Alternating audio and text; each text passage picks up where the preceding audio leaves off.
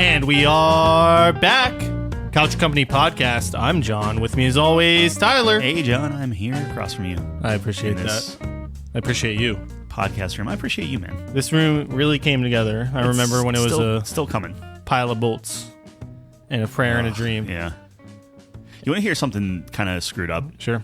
I still see different emails, or like I'll have like text messages or voicemails from the insurance company or the contractors, or like, you know, like different people we brought in. Yeah. Just like as I'm like keeping like records of everything. Yeah. Boy, does that give me anxiety. Oh, I bet, dude. It just sucks. Like just straight up panic. Yeah. Yeah. Seeing that. It's like the oh man, what would you even call that? Like an image or sound brings up like a past trauma. It's not like there's probably like a term for it. I just don't know what that would be. Like not a military type thing. Well, there's like PTSD, but yeah. Is that what it is? Yeah. Oh, I guess. All right. Post trauma. But it's like, I don't know. It's not always that extreme though. Like, for example, whenever I hear the generic Apple alarm go off on someone's phone, I like go into shock. Like I just woke up at 6 a.m. Yeah. And that still happens, even though I haven't been using an alarm for like a year. Which is crazy. Yeah. We used to put the alarm for cooking fish in Sea of Thieves. So like if we're cooking fish in Sea of Thieves, I'd set an alarm for 2 minutes. On your phone. Yeah, and then it would go off. Yeah. And then you hear Mike be like, dude, you gotta yeah, change no, that dude, it's a sound. real thing. Yeah. You gotta change. I recommend everyone change your default alarm and then cycle it out. Be on a cycle. That's what my friend does. I think that's a genius strategy. I have the base one, and that gets me up to about 8 o'clock. And then an 8:30 alarm is like everything's good, right? Like you're downstairs on your computer, and that's a different alarm. After being a parent, or have these alarms spawned from being a parent, or have you always functioned that way? In all honesty, I've kind of taken alarm. I used to have an alarm like every 15. Like it would just be like starting at maybe insane. Like 6:45, and it was just every 15 minutes something would go off. So you just don't believe in the snooze button? I do hit the snooze button. So then it's like it's basically eventually if you snooze, because it's every quarter hour, and that's maybe like 8 or 9 of them. Yeah. 8 or 9, I don't know, something like that. Like let's say that's 7. Yeah. So every quarter hour, 7, and then like you're not always hitting snooze right when it turns on. So now you're getting like these like minute or two staggers, and then eventually it's like every 3 minutes it's just blaring at you, and then eventually you get up. That sounds like the absolute worst way to get up I could even imagine. Like I said, I've dialed it back now that I'm just up all the time. I'm telling you, man, you should try the no alarm thing. I think I'm onto something. I usually will get up without the alarm. Yeah. Like, and then I use the That's alarm. how I started doing it. I would start waking up before my alarm, and then I was like, why do I even need this? So then I just took it off, and I feel free, man. I feel so free. There are a couple times where I'm like, okay, I'll shut my eyes for like 4 minutes, and I wake up, and it's like, I have like 3 minutes to get dressed and like downstairs, on a meeting. Yeah. So I still need at least one to like break me out of that like days thinking I have extra time. That's fair. I guess I'm pretty fortunate. I mean, obviously I work at home, but the other factor there is everyone else on my team is Central Time, so I get an hour. Okay. Yeah. So I got a big buffer. Yeah. It's like 9 till they're on. So they still can do that then? Like they still can go off of Central Time? Like they're like you're not expected to match in any way? No, I usually get on at 8, but nobody knows I'm on, so I could get on just at 9. Yeah, that's fair. So generally, I use that hour to get stuff done because I don't have anyone bothering me. But yeah, dude, there's just something about waking up naturally. And then I think snoozing also huge, so bad for you. Maybe not bad for you, but like it's definitely we're not designed to do that. Well, yeah, but the snooze is like you're not waking up naturally. You know what I mean? Like a lot of the time. That's why I think alarms are bad. I think sleep is super important. Sure. And I actually think sleep science is really interesting. I sometimes go down a little bit of a binge on that and do some armchair sleep science analysis. And we actually don't know a lot about sleep still to this day, which is really interesting. But we do know that it is unbelievably important to our overall health. Like, Yeah, I mean, you you can feel literally, I don't want to say solve a lot of problems, but you can improve your health expected outcomes. Just by drinking water and sleeping. Yeah. Yeah. Like, do those two things. Drinking water instead of alcohol, getting enough sleep. It doesn't even have to be instead quality of alcohol. sleep. Just drink enough Well, water. the problem with alcohol, one of the big problems with it, there's a lot of problems with it, but it disrupts your sleep. Yeah. Your quality of sleep diminishes dramatically when you're under the effects of alcohol. I think you actually can't enter specific cycles of your sleep. But see, it's weird because if you drink enough alcohol, That's what you think. You like pass Right. out, but you're getting like, so try it with your Apple Watch next time because it can measure your like sleep quality or whatever. oh no, What? I will never wear a watch to bed. Why? Oh, I hate wearing a watch to begin with. I think watches are like the biggest waste of time and get it. I do get that. No, so like seriously though, like just I don't feel like I can actually relax if there's something on my wrist. Wow, that's really interesting. Maybe if I was sleeping, I never tried it. So I feel like so you know the genie, how he had like those cuffs. Yeah. and then he gets rid of them and Yeah. then he's free. Yeah. That's you. That's what I think about every time I wear a watch. Yeah, I actually love having stuff on my wrist. I mean, sure. Like I got used to a I ring. have the opposite feeling. Yeah. On that actually. I feel powerful when I have something on my wrist, as weird as that sounds. Yeah, but I mean, you're sleeping. You don't need to feel powerful in your sleep. I know. I'm just saying in general because Yeah. you were saying you hate wearing watches in general. Look, if you're going out, a watch could be nice. Like if you want to dress up, I'm all down for a watch. And I love having the time on I my started wrist. wearing a watch when I'm at home.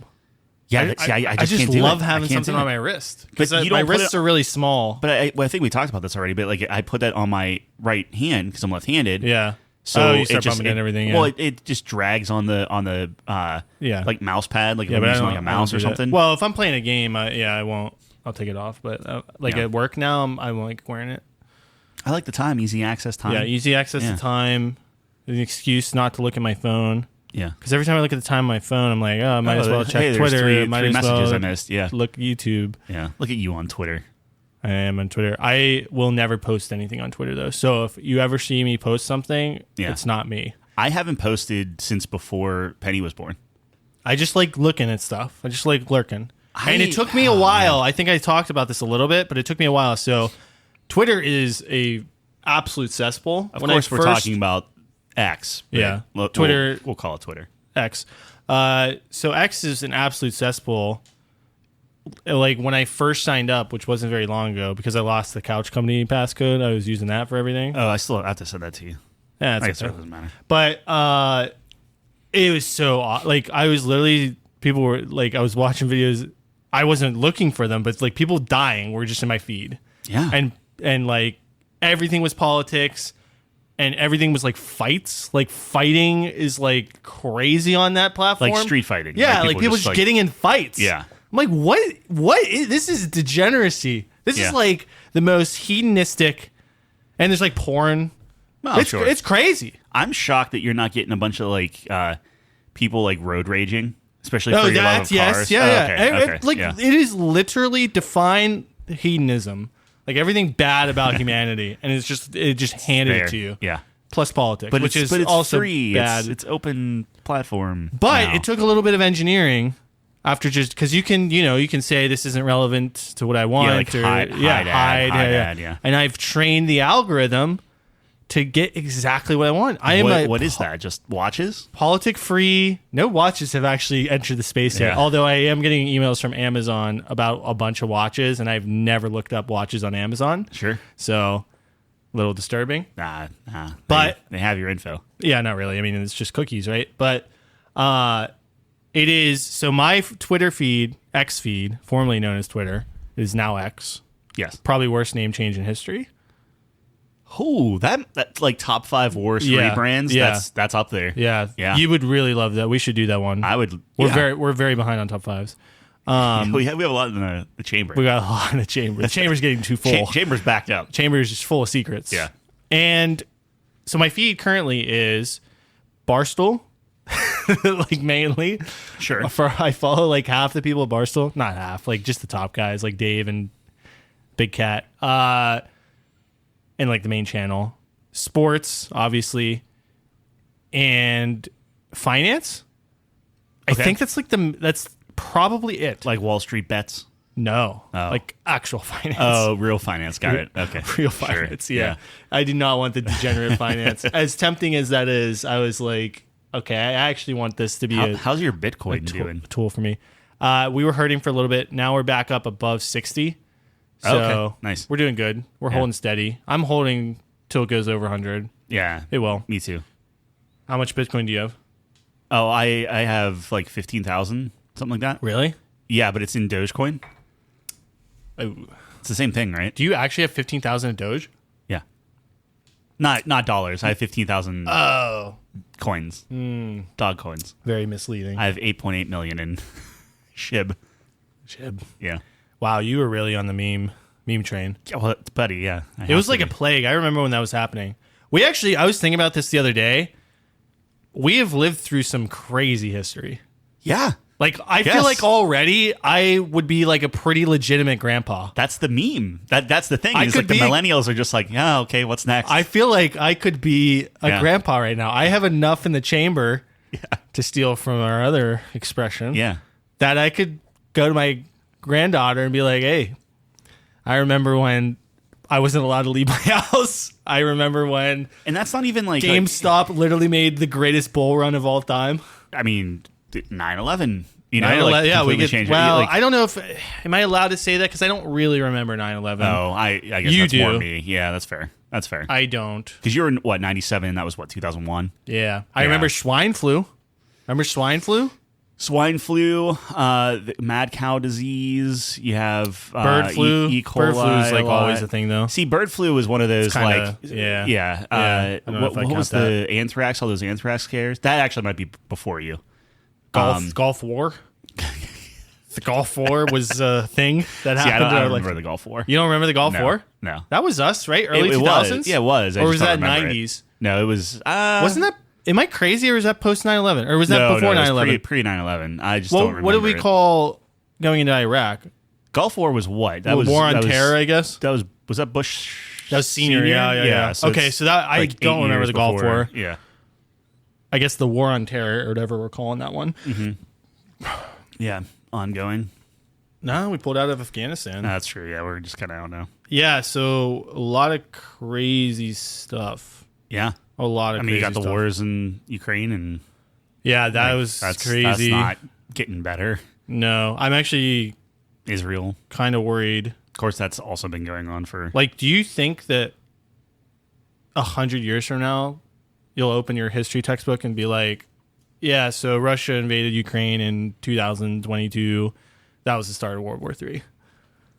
Oh, You know what I'm saying? Like yeah, that, like back they'll in, like talk- with the 'cause- Poland and Because different you things, got to think about it. If like we rewind 100 years, it's probably a similar situation. like when you're looking at like the Great War and like yeah, World War like II nobody stuff. knew what was happening, Right, like in real yeah. time, and then a year passes or whatever. I actually don't know what the timeline specifically was. It's probably much faster actually for World War II, but in perspective, it's like, especially if you're like in America and you're very removed from it. Yeah, You're like, oh, that's horrible. What's going on over there? right. Hope that sorts itself out. And it just gets worse and worse and worse. And I'm not saying that it's going to be the same thing, but Yeah. in the back of my mind, I'm like, that would be really bad. Well, it's tough too because like now everything's online. Like we were just talking about this today, where it's because my dad was like, "Man, none of this was happening before." Blah blah blah. I'm like, no, like there's a No, lot of yeah, bad. yeah, Like yeah. we weren't talking about like war specifically, Yeah, but it's right. like no, like there's a lot of bad stuff happening. I think we were talking about like different ways that kids not like die, but like it's a whole thing. Today we were going and doing a lot of doctor stuff, so we started getting on the subject of like, oh, back in like my parents' days, sleeping on the side was the way to do it. Don't sleep on the back. Oh, don't put a pacifier in their mouth. Do this. Don't do this. And then you can now everything's like completely different. Yeah. My dad was like, we never heard any of this stuff. I'm like, that's because like you didn't have it in your hand, Right. and it wasn't 24-hour news cycles and things like that. Right. So I don't know. Like I would actually be very interested if like who would be the first person to say World War III, because all the news cycles, like all the news organizations, like they all are going to do it at the same time. Yeah, right? Like, yeah. It's all going to be the same. They're going to have like, their verbiage. Yeah, annual like- meeting. Yeah. So it's like at what point does it turn into that? Like, does like Yeah, does I don't the know U- if- like U.S. has to be involved for it No, to be definitely not. World War. No. World War II started way before our involvement. No, I understand that, but what I'm saying is like for Us our, to say it? No, our I think it's- news cycles to say it and stuff. I would say probably if NATO gets involved, it's a world war. Yeah, okay, fair enough. Yeah, That but would that probably be means the we would be definition. involved. Yeah, no, exactly. And that's, I mean, isn't that the whole point? Like what we're supposed to, and granted, for the audience, don't listen to anything I'm saying. It's all kind of salt because I'm not an expert. But my understanding of the historical learnings of both world wars is that allianceship is bad because you have this great alliance of all these countries, and then you have these pacts saying, well, if you attack one of us, you attack all of us, Yep. which And is then you supposed have to to do it. deter, Yeah. which I'm sure it does in some sense, It's right? like just immediate escalation. But the problem is, if one of those conditions is met, you're now in a world war. yeah. It's like all or nothing. It's kind of like you're on an airplane, right? And it's like, okay, well, this is safe until something goes wrong, and then you're actually just dead. Oh, okay. Yeah. You know Yeah. what I mean? Sure. I feel like that's a fair analogy. It is. It is. I actually don't know how safe alliances are. Like, does it really deter? What happens if you break it? Like you get excommunicado?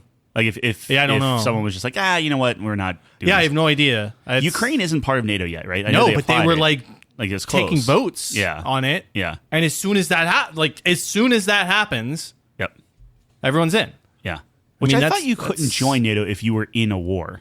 That would thought make that was sense part to of me. it. That'd be Yeah, I know. crazy. That'd be getting fire insurance while my house is burning, yeah, man. right. Like, Exactly. Yeah. right. Every time we talk about this kind of stuff, I'm like, man, I need to get my cousin back on here. Justin? He knows a lot more about this kind of stuff than. Whenever Justin starts explaining stuff to me, I just can't. I can't hang, dude. He's too smart. He's too smart for me. He could cover finance and World War II. I'd love to talk finance with him. That'd be Yeah. awesome. I need to Although start I got investing in some scolded stuff. for banking with Chase. He's not a fan. JP Morgan. Oh. Not scolded. He didn't scold me. He's not a fan though. He doesn't like them. I Which don't know. probably if anyone who owns any organization that owns that much money is Sure. probably not a good individual. yeah. Like BlackRock, Yeah. probably not Oh, good. the Probably biggest, not good up to good. yeah. Vanguard, probably not up to any good. I'm so far into Vanguard, I can't. That's Yeah, my, I mean, that's my look, retirement. man, yeah. Vanguard's your Nike. Like how so? What do you mean? So whenever I see a swoosh, I'm like, yeah, I'm going to buy that. Oh, And whenever you see that red logo that says Vanguard, you're like, all right. No, because if you had to pick, okay. you'd probably gravitate. So like if I just gave you Robinhood and you're looking at all their ETFs, Yeah. you'd probably pick the Vanguard one, like the Vanguard S&P 500 or whatever. Oh, that's how specific they get. That you can't just be like the. Yeah, so every company has their own index, Oh my gosh. which is a combination of stocks that like represent the actual. I see. I don't know if I'd go Vanguard because I think the thing is like if I was in Robinhood or if I was looking to invest something, I don't know anything, but I hear diversifying is the way to go, No, and I so have the Vanguard stuff. ETFs are diversified. So what an ETF is, it's a collection of stocks to mirror a specific index that you're looking at. So there are some that mirror sectors, like there's energy ETFs, for example. So you take a lot of the top companies, not even top companies, like a broad spectrum of, and it's like made up of thousands of stocks, Yeah. and they're all energy companies, and you're trying to represent that sector. So what a lot of people do is they just put it in the S&P 500, which is the top whatever Yeah. companies. They just represent that through their I got stock you. allocation. Now there's minute differences because some are going to be weighted a little bit different, like the percentages that they put in, but it's pretty close. Like if you were to line them all up, they would be almost identical. What's But to my point is, it is diversification. Like an ETF in and I of see what you're itself saying. is Yeah. diversified because you have a ton of stocks in it. You're just buying a group of stocks. But okay, but I don't want someone else. I already have Vanguard. I'm already Sure, doing yeah. stuff Put it with up Vanguard. against, I don't know, Charles Schwab or whatever. What's the AI? What's the big AI players? Big I mean, AI I guess players? just Microsoft, Google, and Nvidia. Yeah, right? so I think you'd probably go like technology. yeah. They just lump that all in. Although you can get pretty specific, but if you're looking at a specific sector or segment or whatever, that's less diversified, obviously. Like if tech blows up Yeah. and you have all your money in tech, you're not going to be doing well, even though you have a lot of different blows stocks. up in a bad way. Oh, yeah. Sorry. If tech implodes. Implodes. Yeah. Yeah. Yeah. The English language isn't good. Tech can't implode, right? It can. How? Like what? Look at the .com burst, man. I mean, it's like Wow. people don't remember it. Well, here's the thing. It's some companies might be immune, like Nvidia, for example, although the jury's still out on that. They're still like the meteoric rise of them. It's their AI stuff though, isn't it? Absolutely. Yeah. They're losing a lot of money though. Sure. A lot, like this AI initiative stuff, they're not profitable. You got to be first.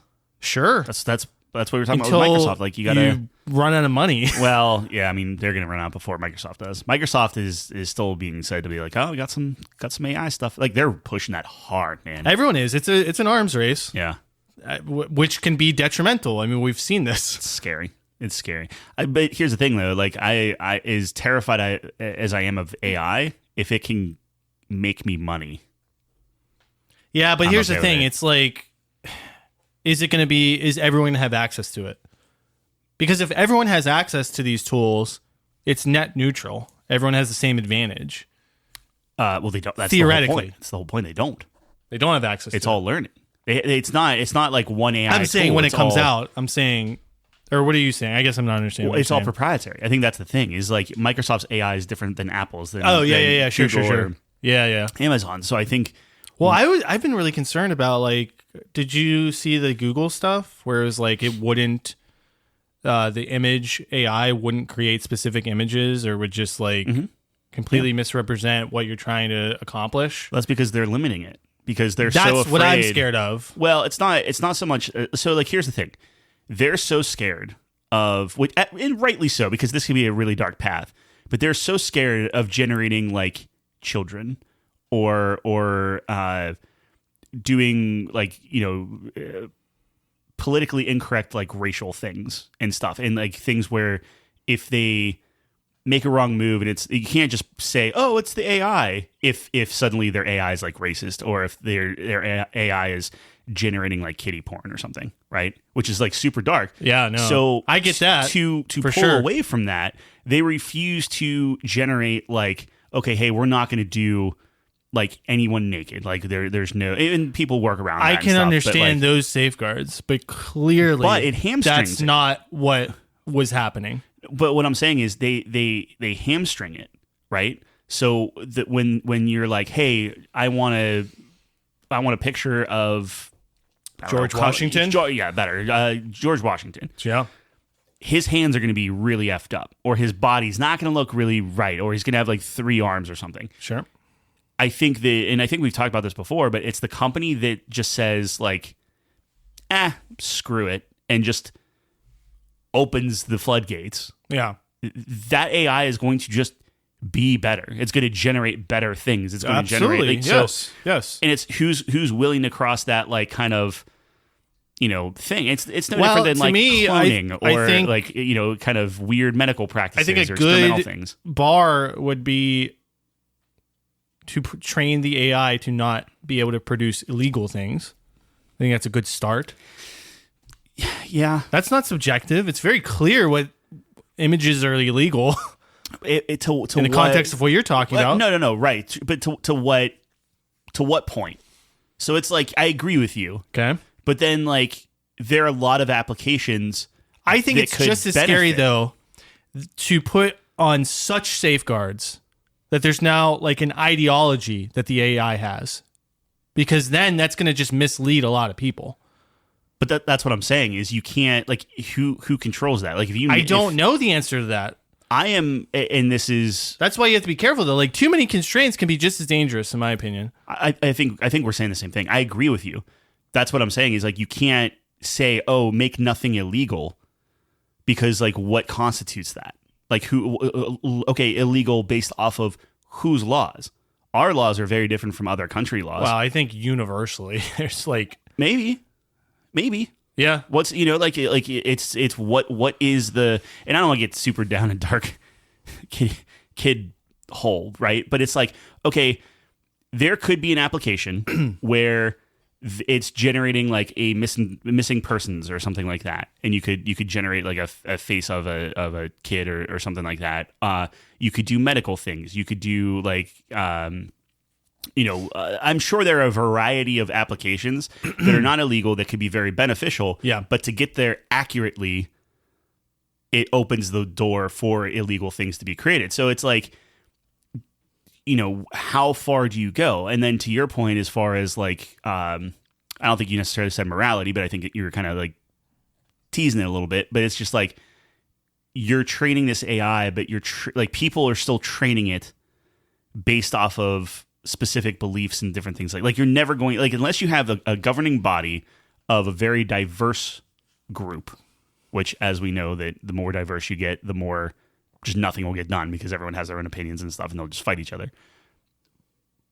That would be the only way to have like an AI government oversight, not even government, but like AI oversight or AI declaration of like, here you go. And then the problem is that is a per company thing. So, there's no laws on this right now, right? So it's like Google might have their own standards and Apple will have their own standards and Amazon will have their own standards. And the problem is the looser standards that you have, the better AI you're going to get because it's going to be more quote unquote realistic, right?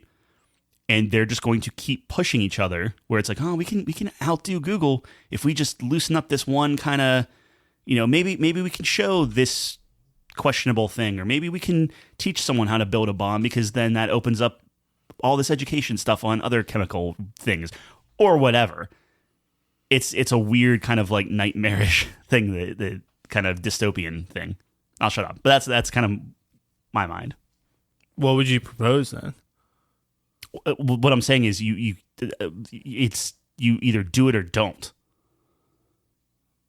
Do it fully or don't do it at all. Like either it's going to get there. Like, I don't know. There has to be some guidelines. Yeah, but like literally like what? Like what would you do? Well, we have guidelines like, okay, we have freedom of speech, right? Mm-hmm. We have guidelines on that. It's not completely universal. Do you? Yes. Like, do you? Yes. Absolutely. I can't say whatever I want. If I threaten someone, right, in a very detailed manner, I'm not going to get away with that. Right. So it's not, there's guidelines. There's guardrails. That's what I mean, but that's not like freedom of speech. What do you mean? Like total freedom of speech would involve I could literally say anything. Right, and there are rules around that. But what I'm saying is, like, if you pull it into like the public social eye, but there are things that are not illegal that you will still you socially said, get in trouble for. You were saying like how to make a destructive device. Okay, that implicates harm to someone else, right? It could.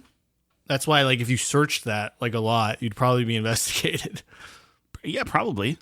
Like, are you allowed to search that? Sure, but it's a red flag. No, right. But what I was saying is, like, in AI, like, what would you do? Just have AIs just not give that information up? I don't know. It's flag it or something. Yeah, that's what we do for searches. But, okay, but let's expand that, right? So I mean, ChatGPT has flags right now. There's things that it would say I can't do that. No, right. I agree with that. But then let's keep expanding it, where it's like, okay, ChatGPT, how do you do proper CPR? Okay, and it tells you. Yeah. How do you know that is accurate? Okay. Right. Sure. So now, if the AI is giving you improper medical advice, right? So do we bar medical advice or anything medical because you don't want to get sued because your AI robot said something incorrectly, right? So let's say, oh, well, what if we have something verified where like it pulls from a specific medical thing and it kind of spouts this out, and then maybe we get that little blue check mark or something. Or there's terms of service that says this isn't medical information, this isn't financial. Like, no, right. Everything says like this is not financial information. Right, but so there's no liability. Then it's a toy. Sure. It's not It's not something that is actually tangible. And What do you mean? What I'm saying is, if you have to say like, "Hey, this is AI. It's really great. Everything's awesome," but also you really can't believe anything it's saying. No, it's a liability issue. If you were watching a video on 100%. financial information, Yes, that could be really useful information. Yeah. They still stipulate in the beginning of that video, this is not financial advice because I do not want to be held liable for what I'm about to tell you. Right. It could be incredibly useful, and oftentimes it is if you're looking at the right information. 100%. How is that any different? It's not. What I'm saying is the company that... So take that, and then you go to a financial broker. Okay. Or what I guess that's the name of them, Yeah. right?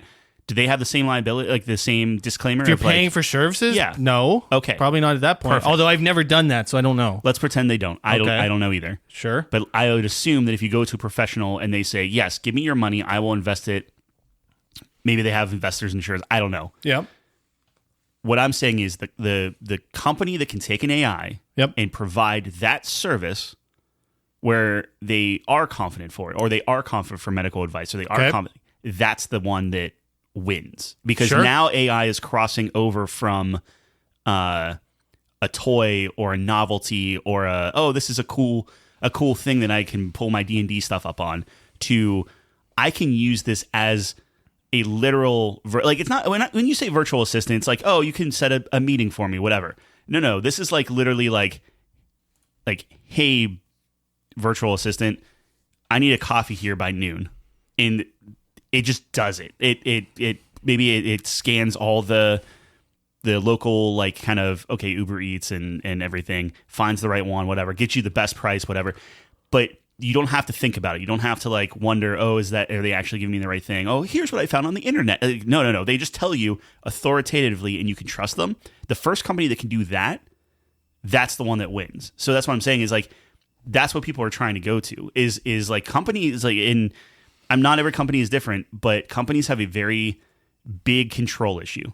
Like, they don't want the robots to make the decisions, because now leadership is like, okay, well, I got to justify my job if a robot's outdoing me or whatever. So they're trying to make it where like companies are like trusting AI. The moment that whoever can pull that off, where a CEO is like, yeah, no, I trust it. Okay, cool. We'll let that go. That's going to be the one that kind of takes over. Yeah. I don't know. Well, you're saying whoever makes the best product is going to win. That's right. But my thing universal. is to make the best product, you have to push the envelope and allow. I think that things goes with any technological advancement. No, right? absolutely. It's just terrifying. That's all. Yeah. That's the. I'm sure the first airplane was terrifying. 100%. They were pushing they could have died a lot, right? Yeah. Now this is different. Obviously, this is on a scope that we've never even fathomed before. So, yep.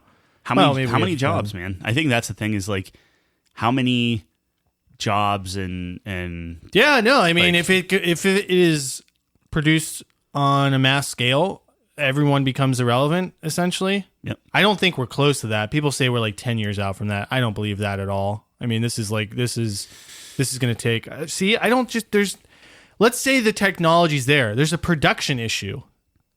There's a production issue at that point. You know how much bandwidth that would take to completely replace hundreds of millions of jobs? It's the snowball thing, man. It's the the technology's there. You just need that one product that's so good that everyone uses it, and then that just compounds the data and the information it gets. Okay, so let me put it this way. So like Microsoft completely changed the game, right? Yeah. And everyone, like, computers were the thing. How long did that take to implement into the infrastructure? Yeah, well, it's a different thing when you're doing hardware. Hardware's there. There has to be hardware. 100%. There has to be servers. Hardware is there. Servers are there. The amount of servers to take required? an AI. Well, I'm saying like it's not about the creation of that. I think if Microsoft wanted to, they could throw up a server farm and and completely replace everyone's job in the United States. No, what I'm saying is all they have to do is provide the virtual product, because hey, everyone has not, you know what I mean, but like the vast majority of computers have Windows 11 on it, or Windows on it, right? Okay, well now they just snap their fingers, push an update to Windows 11. Here's your assistant. But my understanding same with is Apple that phones, same with Amazon. My understanding is Alexas. that AI needs a server to operate. Is that true? I mean, that information has to come from somewhere. Yeah, because it's real time. Yeah, but every phone is a server. It pings servers to get the information and stuff. Sure, but you're telling me that you but the information, the memory required for your phone versus an AI assistant that can do anything for you. I mean, we're talking much different levels.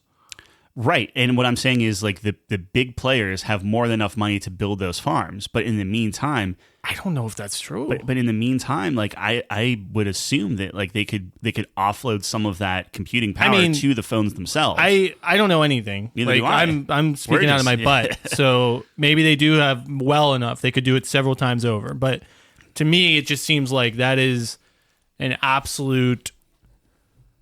That's a huge scale. It's the Batman thing at the end of I guess Dark Knight, when he's like, I gotta find the Joker, right? And he took every phone and made it a listening device and a thing, and like it was like Big Brother, whatever. But it's like that's kind of the thing. Like if the government wanted to know exactly where you are right now, press a couple buttons and it's like, okay, here, there's his phone, pinged, done, whatever. Yeah. So it's like everyone has that. So to have, unlimited information or unlimited peer-to-peer, like, oh, hey, how much is, an inch to millimeters or something like that. I'm not saying they do this, but I'm like, could it just be, oh, you're not using your phone, boom, you're using your compute power to do whatever. Like, I could see where, like, you just start using other people's devices as part of the servers, as part of a greater mind. Either while you get the servers up or while I don't know. I don't know enough about this. I have no idea how it works. I'm not saying that's how they do it. I'm just saying I could see. My understanding is that they have a server farm and it takes a lot of memory to do this. Apple's doing a ton with AI. That was their big thing. The last conference. That's everyone's big thing, right? But what I'm saying is like everyone's doing it, so it's just if you look at the correlation between mentioning AI in whatever presentation you have and stock price, it's so laughable. Mm-hmm. It's so laughable. Like nobody even is listening. They just hear that word and they're like, "Yep, they're in." Yep. Which maybe it's right. Maybe it's the right move. I mean, obviously. Well, that's the next big thing. AI is the next big thing. No, so maybe it's just not. Maybe the mole people might beat them. Or aliens. Well, look, man. The moment the mole people hits the Wall Street, I'm in. Mole people hit Wall Street. Yeah. If I see mole pop up on Mole coin, mole coin, I'm in. Mole coin might exist. I don't know. My whole thing is like you could see it coming, right? Like it's either that or like maybe like find like a commonality between all like electric cars or something. No, electric cars are so garbage. Sure, but what I'm saying is. What's like a battery for it or some sort of like thing that every electric car needs, like that's what you would do, or like water and land, right? Well, that's always yeah. I don't know. I mean, yeah, that's probably the next big thing. AI has obvious. To be. AI has to be right. I think the only thing that would stop that would be government intervention. Well, it's already happening. I mean, everyone's terrified. Sure, obviously, but but there's no official like ruling on anything or like because they don't know. Nobody knows anything about this. This is so unprecedented, right? I mean, you have people in Congress who literally don't even know what the internet is, let alone AI. Yeah, right. Like then again, you also supposed to make decisions. You also have people. I bet you there are people in Congress that are so old you could show them a deep fake video of them saying something when they were younger. Yeah. And they'd be like, oh, well, that was taken out of context. Like, they would just, even though they've never said it, never did anything, they wouldn't remember that. They wouldn't even know to say, oh, that's got to be a deep fake. They would try to start explaining it away. Be an interesting survey. Yeah. Be pretty messed up, but yeah, it'd be interesting. Yeah, but that's what's happening. I mean, like, it's... Yeah, dude. It gets worse and worse. I don't know. I'm not as pessimistic as everyone else. You think AI is a good thing? It'll be net good. I think... I don't know. It could go horribly wrong. I guess I'm hopeful. I don't think... Let me put it this way. I don't think we're doomed 100%. Everyone's like, it's over. It's going to be terrible. Humanity's going to lose its purpose. I don't think... No, it's incredibly powerful. It's insane. Yeah, sure. Like amount of stuff you can do with it. It's just, what do people then occupy their time with, and do they have means of, like, do they have a livelihood? I think if you went back and spoke about the internet in this way, I think it's a very similar discussion. Like, what do you mean I can look up anything and get the answer to that? What will we need anything for? Like, how, everything's going to become obsolete. I know it's another level, but we've been through this a lot of times. We've been through this a lot. Yeah. And yes, this is a totally different scope. It's different. But I don't know. Humanity is very good at adapting, and I believe in our ability to adapt to new situations. Until I'm proven wrong, we have an unblemished record of adapting. Sure. We've been doing it for billions of years. So Maybe. 100%. If this is even real, man. It has a simulation. It has to be. We might be the AI. But even if it's a simulation, like, what is real at that point? Yeah, nothing. Is perception just real? No. Like, because I believe it's real, is it real? No. No? How would I know? How would we know? Well, you wouldn't. If we have a congregation of people that all agree that something's real and things are operating in a consistent manner, right? How is that not real? I mean, it's... Like, if you're playing a video game, yeah, and let's say that they were conscious. Wait, you're losing me. What in the game. Okay. Like, would that be real to them or not? Well, they wouldn't be conscious because they're not real. Says who? Well, no, that's what I'm saying. Is like the only way. Yeah, like it's not. So there are two things. Yeah. Either that word has no meaning and it does it, like and nothing's real, or there is a set. This is reality. So like, this is a great. Why do we always go to these existential AI talks and everything? Because we're not smart. Actually existing is a thing or occurring in fact, not imagined or supposed. Is the definition of real. Okay. So, not imitation or artificial, genuine. So, it's just like... Well, you're saying we're in a simulation. Like, what the fuck does that mean? Well, I'm saying that we wouldn't be real. We wouldn't know it. We would have no concept of it, but we wouldn't be, quote unquote, real. I just, like, the fabric of reality, like, everything just falls apart if you start thinking that way. 100%, yeah.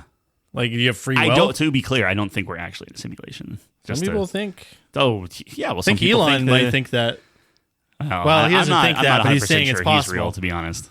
He doesn't seem real, no. He's an interesting guy, that's for sure. Yep.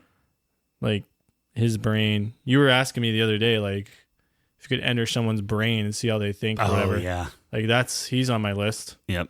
Like, how the heck does that guy, like, what is going through his head? It would be just an insane, like, I don't think it would be too much. It would be too much overload. Yeah. Yeah. Or it'd be one of two things. Either it'd be like overload, or it might be this like super surreal, like just flow like state? just like nah. Peaceful. The way he acts, it seems very very hyper. Yeah. I don't know. We should do top 5 nerd dances.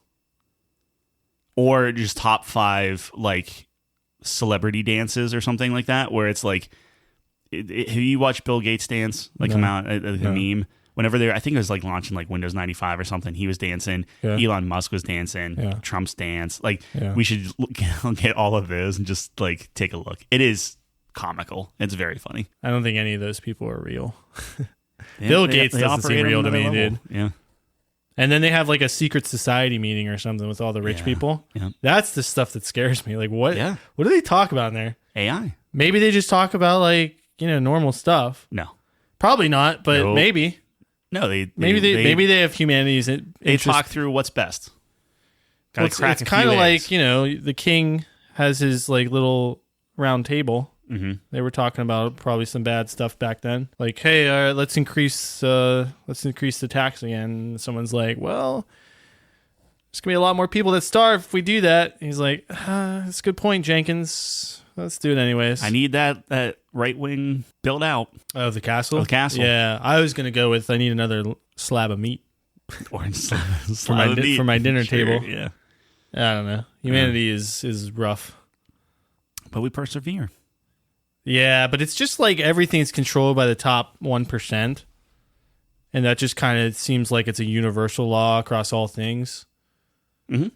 Which is like the wealth is owned, the majority of wealth is owned by 1%. I mean, you can basically stop there at that point. But it's like it just trickles down to like the majority of words is like 1% of all words or something like that. The majority of words that we use in everyday language. Oh, okay. Well, yeah, it was like interesting. There's like I don't know how many, but there's these group of words that we use a majority of the time, like maybe 1,000 or 500. LOL. I don't think that's a word. Oh, okay. I bet LOL is typed more or used more.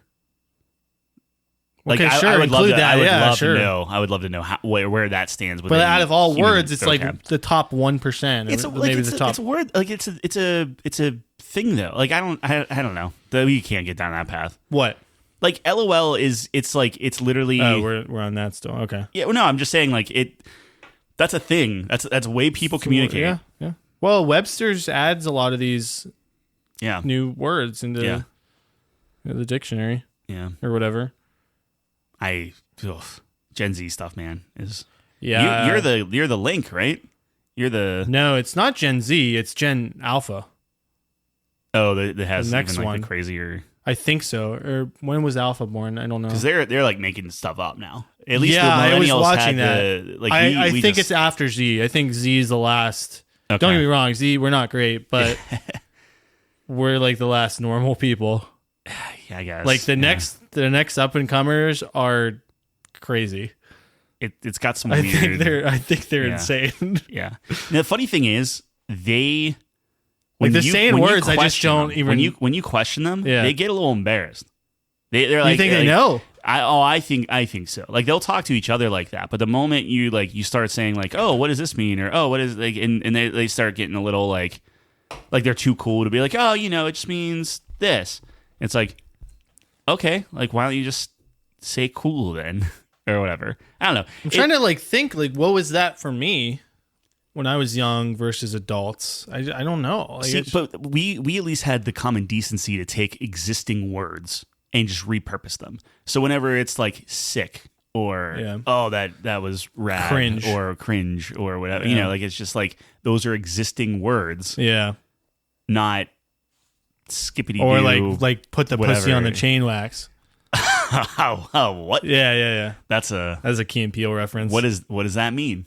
You got to be there. Okay. It's from it's Key and Peele? Yeah.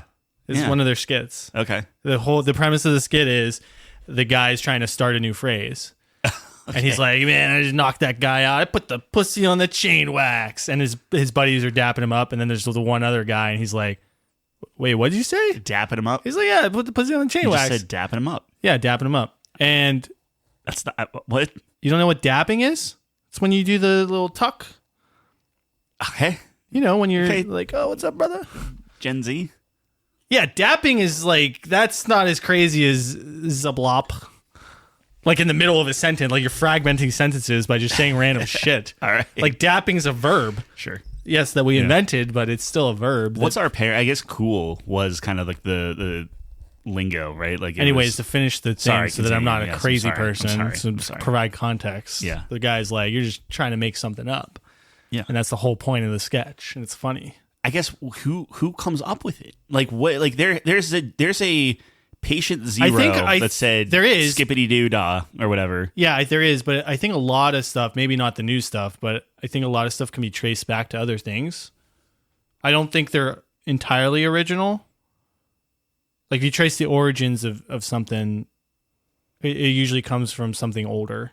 Generally, I think sure. is what like a old. So you're folk tale. You're arguing that it's not as unique as. I don't think so a lot of the time, but maybe I'm wrong on that. Like I'd have to look up the origins of DAP. Like where does that come from? I'm sure it derives from something. I would love to know like when do we go full circle and start talking like King James, like old school, like old English. The Second Enlightenment. Yeah. I don't know. It's weird. I just communication, like even emojis, right? Like, like communication is It's just however you Yeah, speak but to each other. it's always changed Yeah. throughout the years. I don't know. Do you think like less? That'd be an interesting thing. Do you think less words are spoken now than they were prior? Just because of phones, like people are just texting and everything. Oh yeah. Like just Overall, I mean, if what we see in like any historical movie or whatever is accurate, yeah. they speak much more eloquently. Sure. So I don't know. Maybe that's not true. So maybe not. But I don't know. if that is true, then yes. I'd be interested to. Though, see, these are the type of stats we need to talk about. And No, I when don't we care. Go to heaven. I don't care at all. Oh, okay. Well, Nope. it's just me. Yeah, it's just you. Just me. Like there's a dapper. Like you look slick. Oh, it comes from Vietnam. Okay. Developed the DAP, a combination of hand and body gestures as a nonverbal form of communication. The DAP could be as simple as tapping fists and shaking hands, or as complex as dozens of gestures with the hands punctuated by slapping chests. It was African Americans, I guess, black service members specifically. Huh. That's crazy. I didn't know that. But yeah, it had to start somewhere, sure. Yeah. Well, it seemed like it was a form of communication, so it might have been invented. Because, like, generally what happens is it's a practical use, or it's like an actual word, and then it's derived Well, if from they're that. chest bumping, it's the form. Is it communication or is it just like? I don't hey, know. I what's mean, up? that's just what it said. Okay. Yeah, nonverbal form of communication. I think that's just being not politically correct. It's being what's the word? Like very like scientific. Because like me, I don't know. giving you a Maybe high it's five it's like a recognition, right? Yeah, like me winking at you is a non-verbal communication. Yeah. But, yeah. Yeah. Yeah. Yeah. Okay. So it's I don't know. Okay. That's just I don't know. Sure. I don't know, Tyler. I don't know either. Just trying to explore it. Yeah. No, I appreciate trying it. to learn something. Appreciate it. Yeah. Cold shoulder. You know that one? Yep. I think we talked about it. All right, cool. I know that one. Yeah. Let's see where that one came from. Cold shoulder of beef.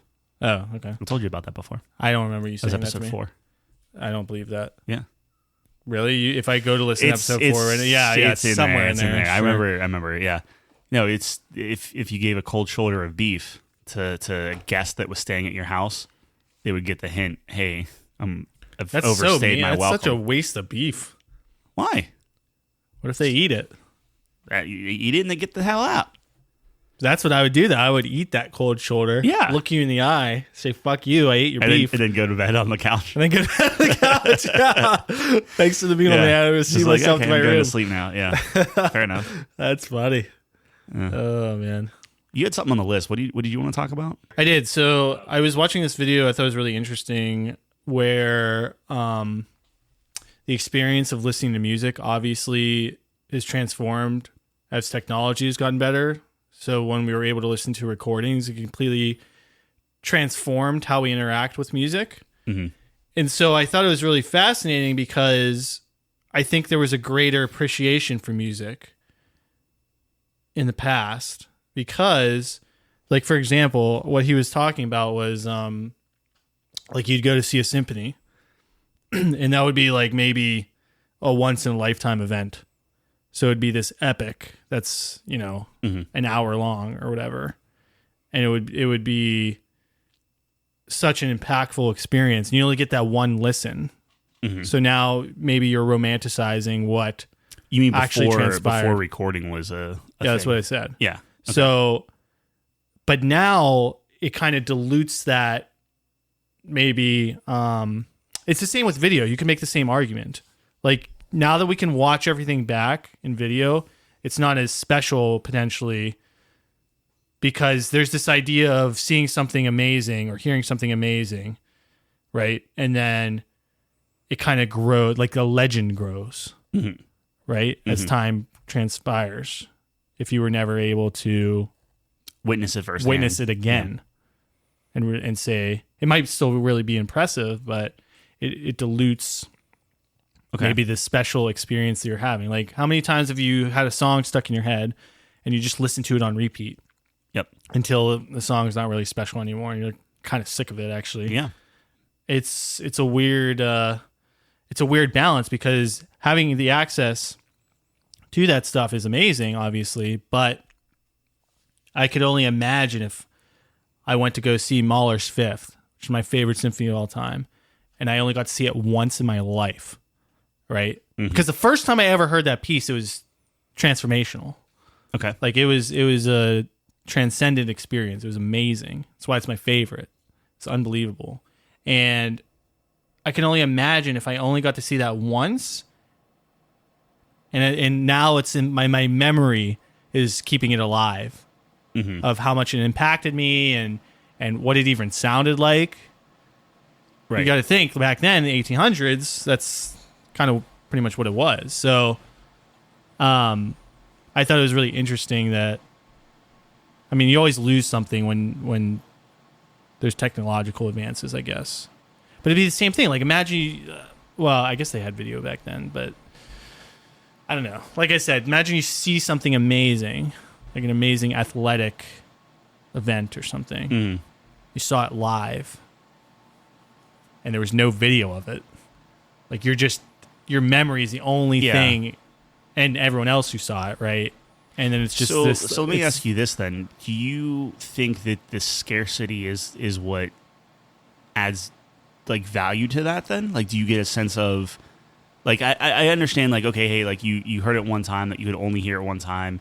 You appreciate it more. You're not like on your phone like recording yourself being like at the concert or something because like so I get that, but do you think that there's kind of like this, not to put a negative spin on it, but is it like, oh, I got to see it and that's what made it worth my while? I got to watch this bicycle kick of so and so in a net and there's no footage anywhere and it's just me and 15,000 other people, but we're the only ones in the entire world that will ever get to see this.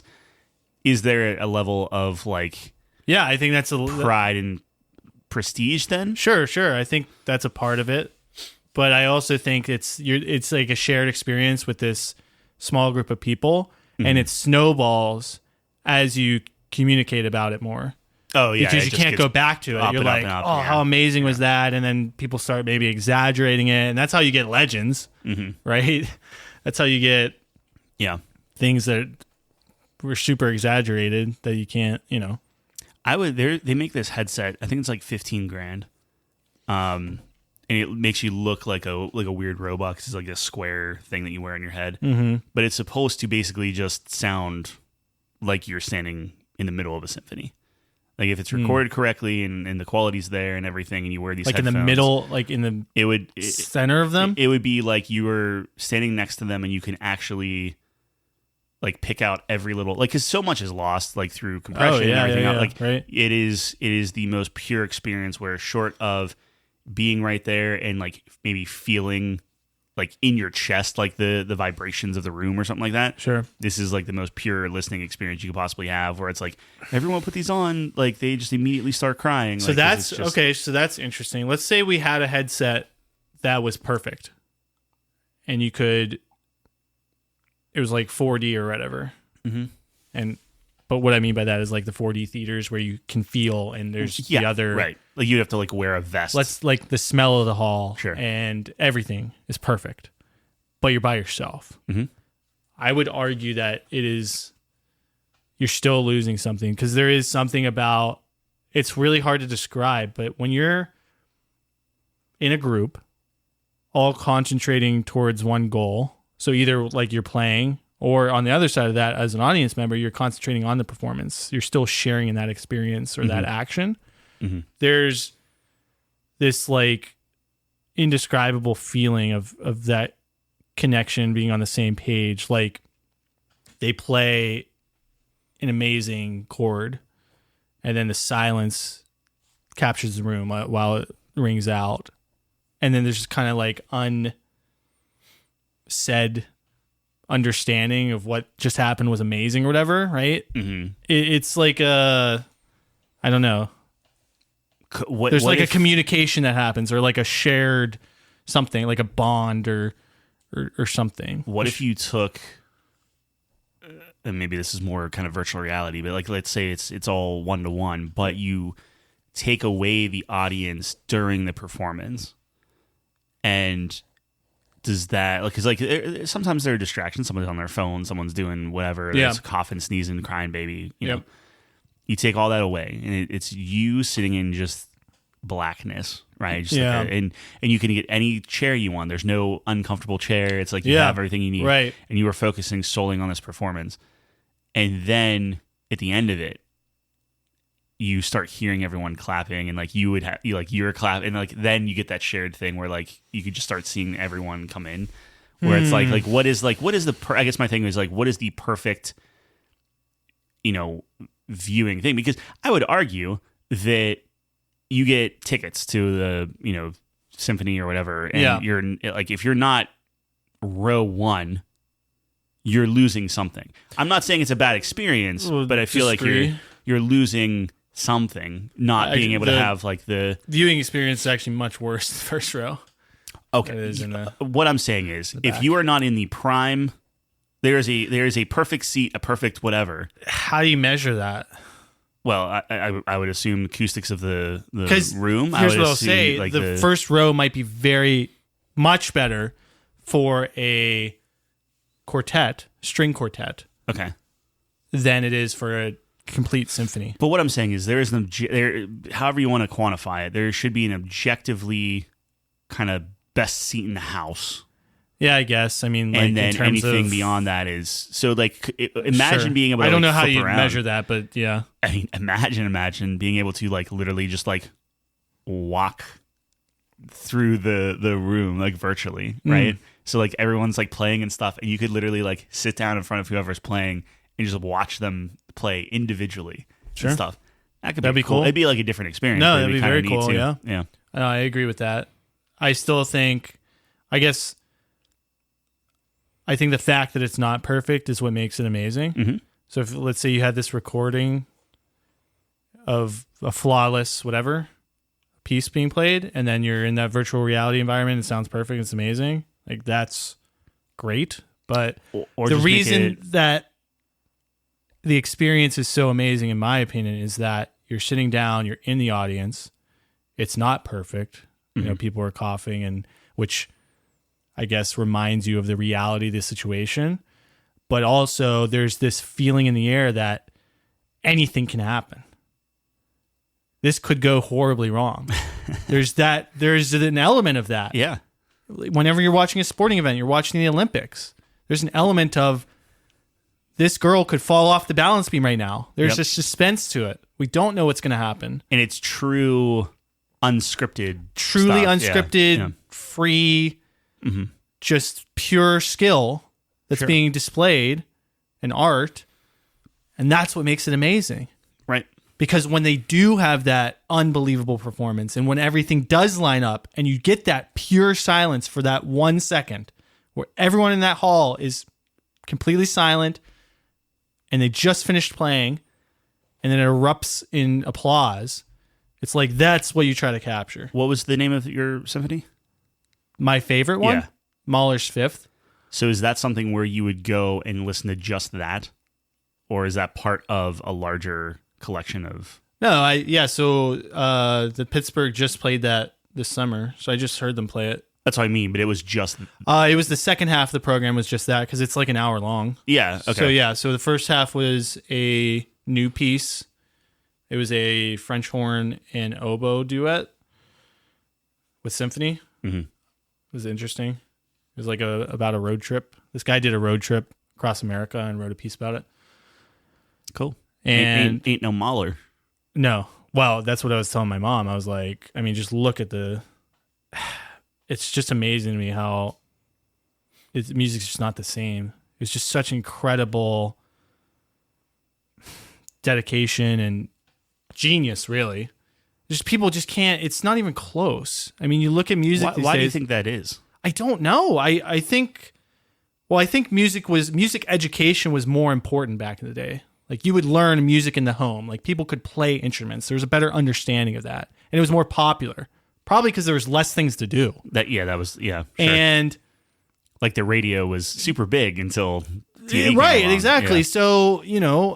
So I'm sure like radio hosts were probably better when radio was more popular because more people were into it. Yeah, maybe. Just like we have more people that are good at throwing a football in this country than we do playing ping pong. Why? Because it's more sought after. It's more popular. More people probably do that in the pursuit of this thing that's more valuable in terms of the eyes of the public. Like, if you're the quarterback for the Pittsburgh Steelers, that's who everyone wants to be in Pittsburgh. Sure. Right? If you're the best ping pong player in the United States, still incredibly impressive. Probably the same amount of, impressive skill. Yeah. Like, ping pong's crazy. But nobody knows who you are, probably. Maybe every 4 years. You're that kid that beat Tetris. Yeah, whatever. It's okay, but video games is a good example. Like, a lot of people try to be professional video game players because that's highly sought after. Yeah. It's something that people... Something you enjoy doing. And especially when money got introduced into the scene. So my point is, I think what happened was, it became less popular. There's other things to compete with it. Mm-hmm. And then when something becomes less popular or less incentivized, you don't get as much as the population getting interested in it. And so proportionally, you're not going to get better people. Because this is something my mom, I keep bringing up the Olympics because obviously it's happening. So my mom was asking why don't we have people who are good at diving? It's it's not popular in our culture. If diving was more popular than football or whatever, sure. Let's say football or whatever, the main sports, you would have the best athletes would be divers. Right. Think how many people on their track of life, if they went into diving instead, they probably have the skill set to do that. If they learned the technique and they went into that and they dedicated their craft to that. Yeah. And we'd probably be the best divers in the world. Who are the best divers? China. Yeah. So I think it's the same thing. It's the more popular something is, the best minds are going to be in it. So you're saying that a symphony, because I know it's more people are talented and different things like that, but you're saying that my point is, sorry, let me just wrap this up. So my point is, there's less music education, there's less of a fundamental understanding of the intricacies of music, and thus our expectations or what we desire in music have become more and more simplified throughout the years. And that's how we end up with the most popular songs right now being 3 chords. It's the same 3 chords over again. Yep. Or and this is something I talked about with my friends recently, if you were to poll people and ask them, what do you focus on when you're listening to a song? I would guarantee you the vast majority of people would say the lyrics. Okay. Which, in my opinion, the lyrics important, but that's poetry, really, at the end of the day. They're not listening to the chords. They're not listening to the bass or the drums or whatever. Mm-hmm. They're listening to the lyrics. The one part of it that really isn't the musical part. You can... I hear you. I would also want to see how many people are listening to the lyrics or listening to the vocals, because I think that would be the distinction. Yeah. So the question would be: do you listen to the melody? Do you listen to the lyrics? Do you listen to the bass? Do you listen to the percussion or the beat or whatever? You ask the question that way. So here's the thing. But what I'm saying is people aren't going to distinguish between if you say melody and you're saying, oh, that's the vocal. Yeah. Melody, right? I would say the majority, and this goes back to your original point. Yep. I would say the vast majority isn't going to know. Oh, you mean the singing part of it? Yeah. They would just think, oh, the chorus. They marry the two. Yeah. Yeah. Lyrics, I think people are going to say, oh, I really like Taylor Swift. Sure, lyrics have what she's saying has a thing, but they also like the sound of her voice. But I think that's what I like Taylor Swift's song because it's about my life. Well, Taylor Swift's a bad example because that's beyond just music, but yeah. But that's what music's become. It's about what does this song mean versus this song is pleasing to the ears. And it does have that element to it, of course, but I think when I say people focus on the lyrics, I think a lot of people are I really like the message of that song, or I like the lyrics. Yeah. And the other fact is people who go to these concerts memorize all the lyrics. Mm-hmm. It's not like they're just, they can probably just hum along to the song too, which would be purely just the melody.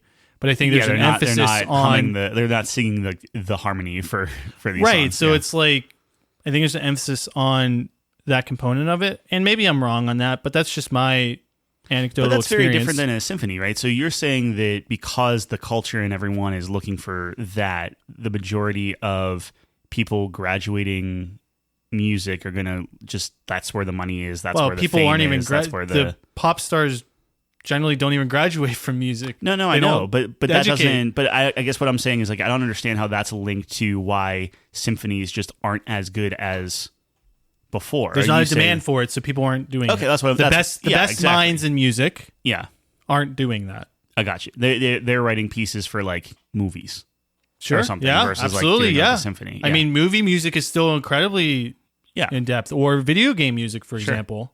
Right? There's a lot of great video game soundtracks that have that complexity. So I guess like the thing though is like best case scenario, right? Somebody's like, I really want to write a symphony. Symphony is my calling. That's what I want to focus on. Mm-hmm. And they write a symphony. If they, I guess like how could they succeed in that? Because if you go to a symphony and you're like, okay, like I'm going to write this symphony. Yeah. They're immediate. Like if they're any good, they're immediately going to be compared to someone from the past. Exactly. Right? I think it's a self-defeating prophecy. And if they try to be too modern, there's no demand for it, and now it's like, oh yeah, they ain't no Bach or they ain't no Mahler. Sure. You know, so it's like, or it's a Bach ripoff.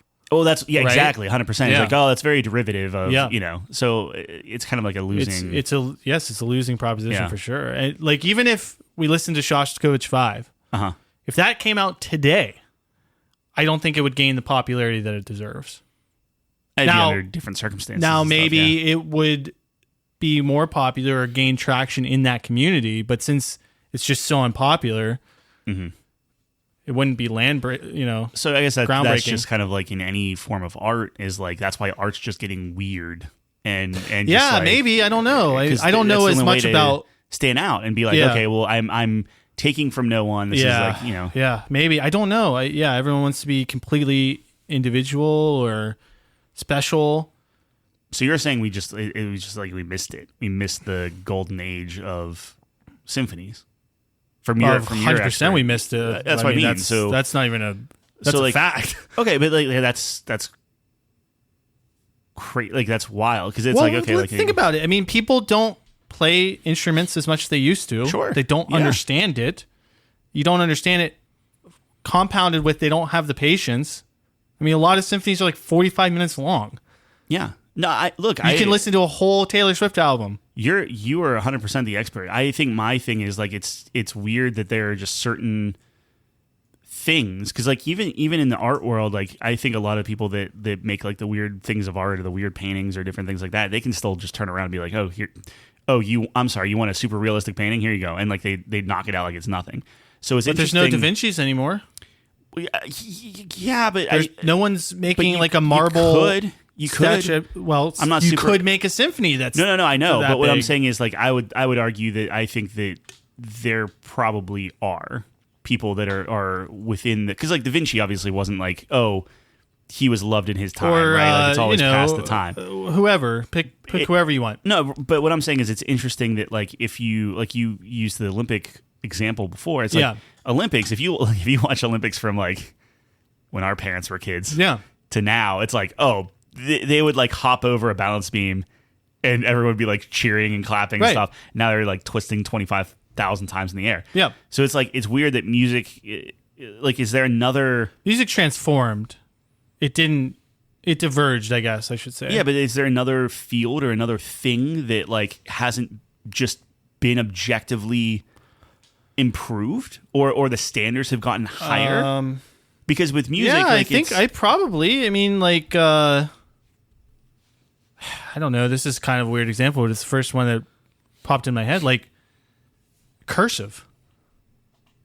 Okay. How many people know how to write cursive anymore? There's like not a need for it, right? It kind of diverged into, and I know that's not like a same thing, but I don't know why that's the first thing that popped in my head. It's like a skill, I guess. That's like obsolete. So you're it's different because it's not like a taste. It's not like something. Yeah, it's more like of a skill. You're coming at it from a. I see what you know what I mean. Doing. But it's. I guess it's in my mind, it's a similar vein where it's like, well, people just aren't interested in it and they don't think it's useful, and so like one could argue it's formal. There's a beauty to it. There's a like writing a letter and sending that to someone has a personal touch to that. But people don't write letters anymore because you could just send a text. It's just, okay. Or writing a check. Like, how many people know how to write a check? Yeah. Less and less. It's interesting because it's like, you have people that I would argue, people that are like really in the... Or how about this? How about smithing? Okay. Like blacksmiths. They Yeah, exist. But what I'm saying is the blacksmiths that exist today Yeah. are probably way better than the blacksmiths they? that realistic.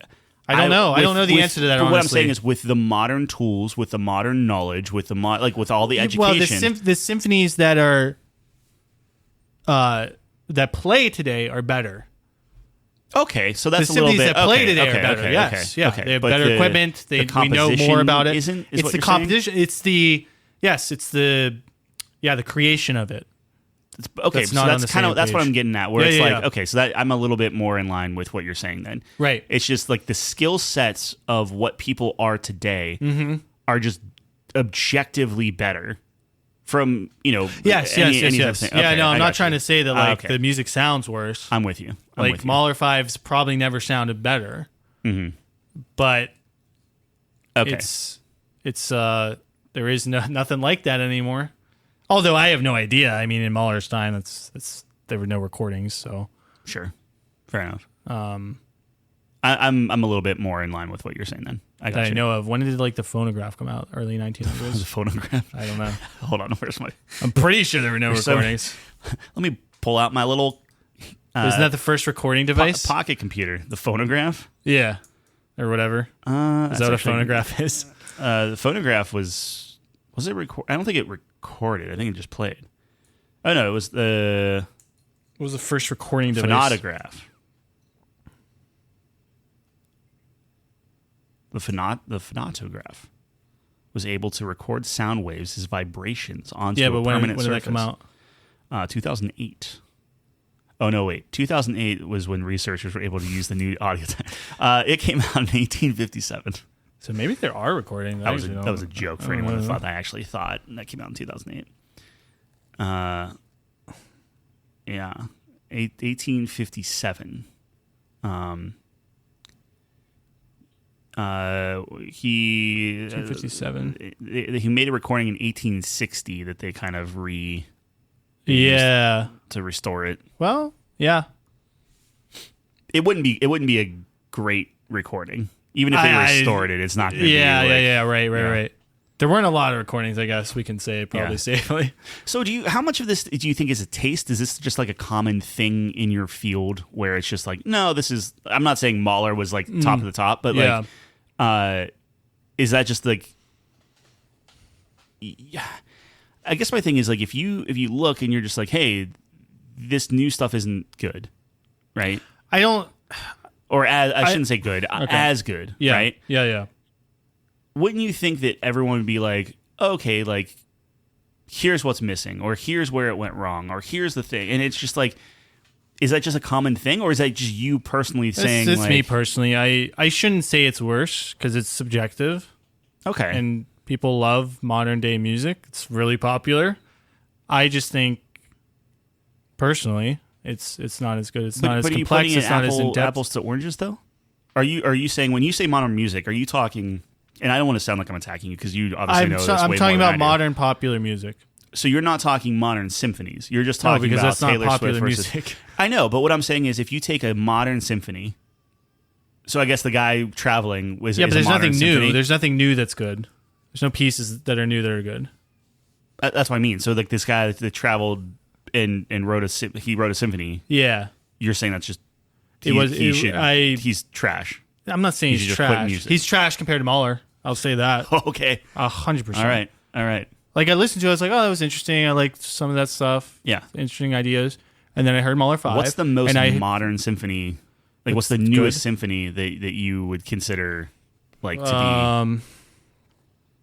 Symphony? Oh, I don't know. Well, am I maybe wrong like, in thinking? Because like I don't know what I'm talking about. Obviously, is a symphony a different level of? Symphony is a different type. There's like Bernstein wrote a lot of Concertos. Yeah, there's a lot of different variety, like concertos. There's, musical. You could say musical is like a offshoot, right? There's a lot of great musicals. There's still musicals coming out today that are very good. But are they judged in different standards? Because like when you keep saying like modern music or modern song, and I just keep going to Taylor Swift because she's probably the biggest thing now, right? Yes. So it's like, is it fair to put Taylor Swift against a symphony versus Taylor Swift going up against like Frank Sinatra?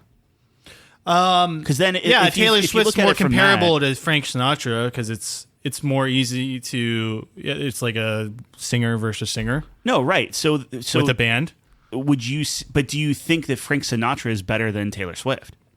I like Frank Sinatra better than Taylor Swift. Yeah, personally, me too. But what I'm saying is, like, is it? But it's subjective, Tyler. Taylor Swift's very good. No, I know. She has a great voice. She's very talented. She can play a lot of instruments. But does Frank Sinatra have songs are very catchy? Well, that's what I mean. Like, it might be. There's more, in my opinion. What I like, there's more complexity to Frank Sinatra. Okay, well, that's what I was getting at. You have the big band style that I personally am very much attached to. Which I think is more interesting. It's just more interesting to me. There's more going on. There's more complexity there. Musically. Yes. Not with the lyrics and I don't care about poetry. Lyrics at all. So okay, but that's a pretty big distinction last thing on my when list. You're talking about songs. Is if like you coming at it from a musical standpoint, I can absolutely get behind that. Yeah, no, I get that. It's just like I think there's a distinction that like the layman, right? So like for me, I would put that all together. If you're talking about like a song, you're absolutely right. No, the lyrics matter. Absolutely, but that's what I'm saying. My opinion doesn't matter more than yours. Like, well, I mean, don't call yourself a layman. You're educated. So what? That doesn't matter.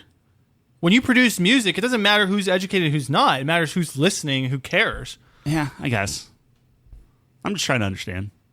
I got you. I'm trying to share my perspective, and I think a lot of people in my situation were very snobby like, and I try not to be that way, but it probably comes across that way where it's like, oh, I just don't like the new music. It's not like when I say things like there's no complexity to it, people would probably get offended by that. Yeah. But I'm talking from a musical sense. I mean, you're using less chord progressions. It's very obvious. There's a repetitive nature to it, which are all good things to some people. That's how it's catchy. That's how it's very pleasing to the ear. But I like very in-depth, very thoughtful, a lot of color. That's why I like symphonies. There's a depth of color that you can get from symphonies because of the instrumentation you're using, right? There's a lot of variety compared to... And it's not masked by lyrics. So, yeah, and that's why I like it too, because there's much more of a subjective nature to it, which I think gives it a whole other level of meaning because it's really interpretive at that point. Like, what does Mahler 5 mean? I don't fucking know. It means a very different thing to me than it would to you. Maybe. I mean, we just broke down Shasti 5. Yeah. And you wrote a whole essay on it. That was wrong. No, it wasn't wrong. That's the whole point of it. Wow. That's the beauty of that style. Like, yeah, Shostakovich wrote it for a reason. I guess what I'm saying is when I say wrong, what I wrote down, there's a better than good chance that that's not what he was thinking about. It doesn't matter. He wrote it down. It doesn't matter. That's okay, and that's interesting. You derive meaning from the piece, but not the other way around. And I get that, but like if I drew, I don't know, a picture of a daisy, okay, and you're like, dude, that bird, it makes me that bird makes me feel so free or something. Or is there a bird in the daisy picture? No. Oh, okay. But what I'm saying is like I paint something, yeah, and I have a very like, okay, I'm going to paint. I'm being very like black and white here, but I'm going to paint a flower. Here you go, and then I put it up on the wall, and you're like, dude, that made me feel so free and I just like really digging that bird. Okay. Like I'm confused by the bird, but sure. Well, no, I'm saying like it's so far off. Oh, like I'm saying the wrong thing. You painted a flower, and I'm calling it a bird. Is that what you're saying? To me, that's what Shostakovich. Yeah, right. Shostakovich. Shostakovich. Yeah. He wrote this piece. Yep. And I'm saying there's an aerial dogfight in the third act or whatever it is. It doesn't matter. You were able. There's universal truths within the piece, right? That you were able to identify. You were able to identify that there is a conflict going on at the base level. Yeah. Okay. You can't brush that off. Okay. That's not calling a daisy a bird. Yeah. That's calling it that. That's recognizing the daisy in your analogy. I got you. Like there is a tension here. There is a struggle. But then to that point, I said that the good guys won. Yeah, because you're easily influenced by propaganda. Right? Yeah. But I explained to you, I think, with more context, you don't listen to symphonies. With more context, if you listen to more symphonies, you would understand, like, oh, there's something wrong, like off about this. There's something interesting. Okay. Weird about this. It's kind of like when you're watching a movie and there's that horror element where everything's like the camera's like panned 5 feet over. Everything's so like, really good, but in a creepy way. Like, do you ever see Get Out? Yeah, no, I didn't. I don't do horror. Well, in Get Out, like it's been a while, but I think they're like mind controlled or something. Yeah, and everyone's like subservient, but like it's this awkward tension of like people being forced to say something. It's like it's very unnatural. But if you were to look at it without context of how humans normally interact, he's like, oh, well, that guy's smiling. He's happy. Yeah. Oh no, it's a forced smile. There's another level. Yeah, I guess is what I'm trying to say. Like a dead smile. Yeah, right. I put that akin to, like, you know, if you watch enough, like I've been watching The Rookie like crazy, right? And the entire show is shot the same way. Right. Yes, there's an expectation. Except those scenes where it's like, oh, weird, the camera's pulled out 20 yards. I'm like, that house is going to blow up. And then sure enough, within, so it's like, you can, if you know enough, like if you watched 4 seasons of something, right, when something is off just to accommodate a shot that maybe you weren't expecting, then it sticks out and you can kind of predict it. So I guess that's a fair point. Yeah. So I think that's a contextual thing, but still I think you derived a lot of the meaning. And again, I want to reiterate, there's no right answer to that. Now, someone might argue I can derive just as much meaning out of Taylor Swift, which is awesome. That's fantastic. I mean, that's what music's all about. You should really debate. Yeah, like Lindsay needs to be on the show. I just don't get there. Yeah. Because I think it's very clear. Maybe not very clear. They would probably push against that. But to me, it's more clear having lyrics. It's about a specific topic. It's kind of like when you introduce language into music, in my opinion, I think it's more on the nose about what the messaging is or what it's about. And I think having that subjective, like pure subjective nature, and not pure because obviously the music's going to represent something through the style and you know how you're putting the piece together, right? The sound of it. But I think you can get to another level with that because words can't really describe some elements of music. So that's my thought. No, I'm with you. So, anyways, I don't know. Long story short, music's fucking awful. We should throw away all music.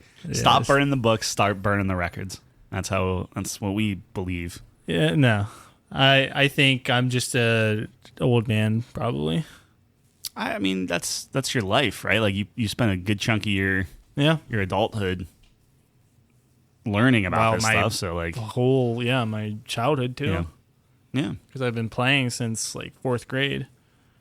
So I don't know. I just think because like even you see it used to be a group dynamic a lot of the time. Not always, because there are concertos, like you said, which is a solo act.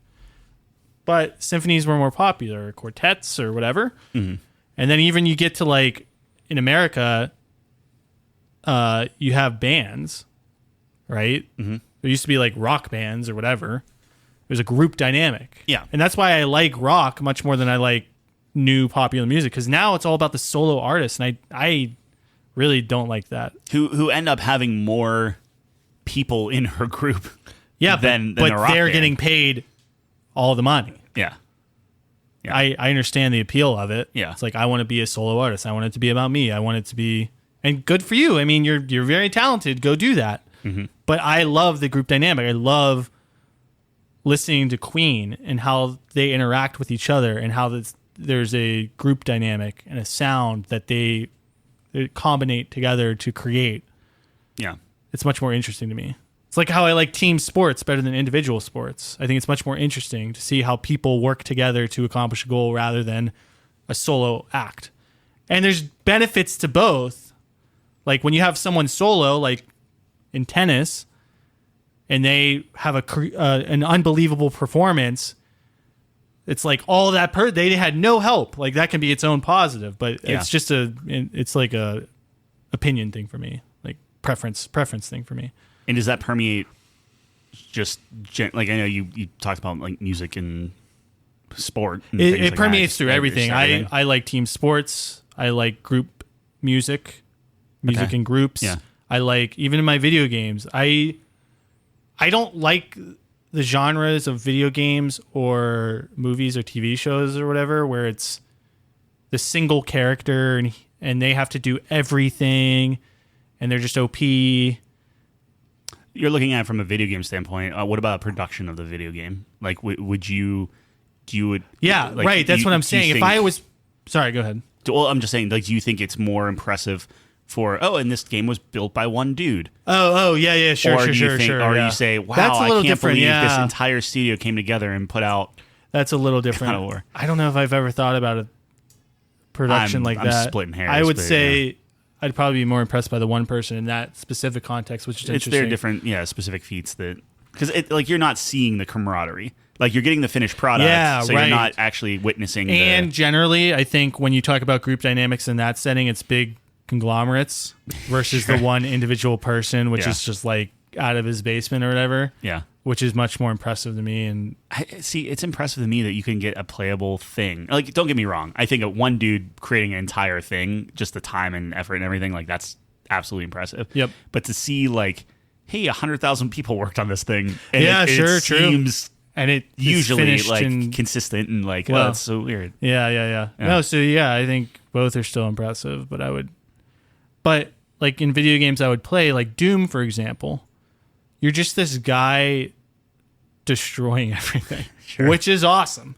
And I Yeah. think it's a great game, but I'm never going to connect with that more than like a Mass Effect where Sure. I Yeah, like you have your group have that's- squad mates and yeah. I get to see them grow. Like I love seeing growth from side characters almost more than growth from the main character. Like you expect the main character to triumph and grow in the end, of course. But who does he bring along the way? Or Yeah, I don't know. I just like that element where everyone's growing together. like how does she impact the world around, like in the general thing, not just like their own development. Right. I get that. Yeah. Exactly. So I don't know. I think that's kind of just a common theme in my taste.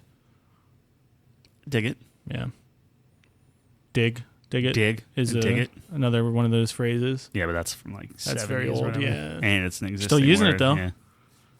Yeah. Oh yeah. Well, Yeah, but to dig meant something else. I don't think many people use it anymore. I just that's maybe you can Google that. yeah. All right. Did you have anything else? No, that's it. I'm still tinkering. I started Diablo. Diablo has a horde mode now, so that's, Yeah, how's that going? it's cool. I don't know. I'm not there. Like you have to do the basic like grind up to 50 before you can really do anything, which is fine. Yeah. I'm playing a necromancer. Yeah. I don't like the necromancer. Why Super not? powerful. Yeah. It's boring Yeah. right now.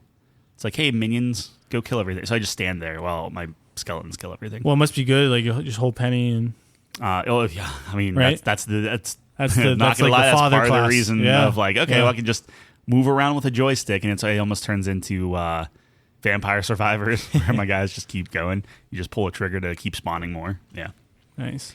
did that tinkering with my Game Boy SP. It's fun. Yeah, you showed me that. It was Yeah. sick. It's my favorite handheld of all time. I do have a new project though, Okay. because I conquered emulating. Yep. I can emulate anything. Perfect.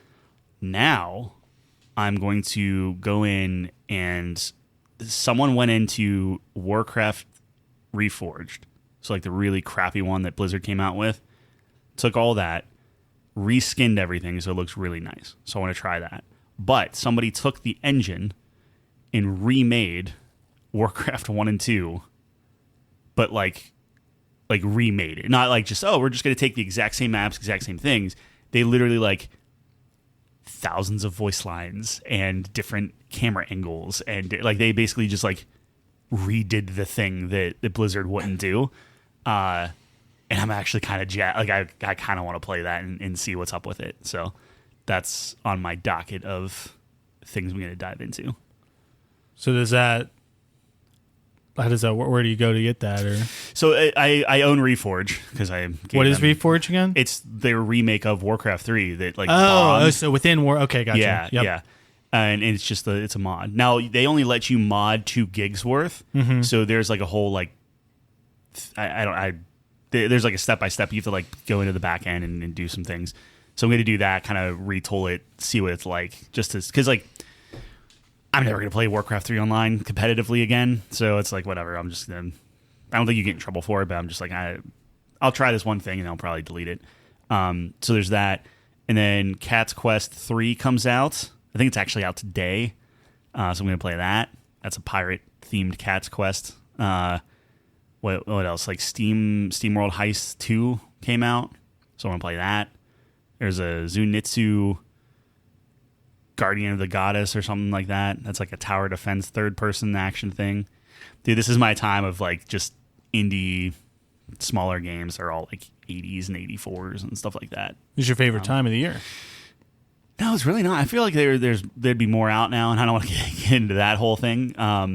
It's a lot of stuff is releasing now, but like it's all very kind of it's fine, it's good, which is good. But it's like okay, I kind of want to play like a Pokemon game, and I'm trying to figure out which one to play. Everyone on the internet says Heart Gold and Soul Silver, but it's a DS game, and DS games are not super great on a single screen. You can flip between the screens with your shoulder buttons, but it's a little annoying, a little janky. And so it started me down the path of like maybe I just get a DS, like maybe I just play Gen 3. That's which one's that? That's Emerald, Sapphire, Ruby. That's So Emerald is up there too. So Emerald is play like, Emerald. No, I have it. And you can redo our top 5 Gen 3 once you know all of them. Did we do Gen 3 already? Yep. Oh, okay. When's Gen 4? That's what October. May? October. Oh, really? May. So I should be doing Gen 4. Yeah, do Gen 4. What's Gen 4? I don't know. I think Diamond. Pearl? I think Diamond. Diamond and Pearl. I can do that because that's the do last Gen game 4. I played. That's perfect. Yeah. Yeah. All right. Well, I already played it. I'm good on that. Oh, you're good on? Yeah. Wait, what? You skipped Gen 2 and 3? Yeah. I went from blue and yellow to Diamond. Wow. Diamond was the one that I played. I only did Gen 2 and 3. Yeah. I still forgot all of them. Yeah. Yeah. Yeah. Okay. We don't do it justice anyway. As far as we just like, hey, I have the worst cool. Pokemon takes of all time. I think they're great. I very much enjoy it. Yeah, Slowking, he's the guy, man. Yeah. I mean, what else is there to be said? Honestly, It's gonna be a weird one. I forget what we said for Gen 3, but Is it sacrilegious to bring a third party in? for what? I don't know. If we're like arguing about the Pokemon, like, do we need like a Pokemon expert to come I feel in? like bringing in a Pokemon expert at this point defeats the purpose of what we're doing. That's completely fair. Yeah. Yeah. Because now we're on the same level where, well, no, now we flip. What do you mean? You'll know Gen 4 and I will not. Well, I say that. I mean, I played that. Yeah, but I said that about 2 and 3, and obviously, if you listen to those episodes, I was like, "Who's this person? Who's this person?" I keep going for the. When did Gen 4 come out? 2008. I mean, it was high school for me. Yeah, I just wanted to know like what year it was. I'm guessing 2008. That's my guess. I'm gonna let you know here. 2006. 2009 was platinum. So 2006. Okay. So that was my junior year of high school. I was 9, so Oh my god. Since what grade is that? Third? 9. Second? Yeah, like maybe fourth. Grade? Like if you're Oh, 5, no, maybe 6th grade. Yeah. Cause no, not 6th grade. Maybe 5th, 4th. I don't know. Something. 9 seems young. Maybe 3rd. I said all the numbers. Well, no. One of them. You start. Normally you start kindergarten at what, like 5, 6. I don't know. I don't have any 5, perception 6. of the world. So you're 5, 6. Sure. You're 9, and it's 3 years. So I guess third grade. Yeah. Third, fourth. Okay. Yeah. Third, fourth. Third, 4. Yeah. 3, 4, 5, Yeah. 6, 7, 8. One of those. All right. That's all we got. Okay. Check us out. couchcompany.games. I say this every week. The website's looking very snappy, Yeah. as the old timers say. Yeah. You're going to redo it all? So All right, here we go. So here's the thing. Yep. Wix, which is like a Website do it making. yourself. Yeah. Yep. They just put a plug-in into Figma. Uh-oh. So I could build it in Figma because I hate using Figma balls? Those web. Yeah, exactly. You Gen Alpha lingo. That was so funny. Any of the online tools to make websites suck. Like I hate using them. Yeah, Squarespace. Like they're very LinkedIn. limiting. It's like, dude, I just want to make this like a pixel over, and they're like, no, you have to do it with it, and it's annoying. Farmers only. With Figma, I can do it pixel perfect exactly how I want it, Okay. and then theoretically Wix can pick that up and build it. So you're going to redesign the entire thing? I don't know. We'll find out.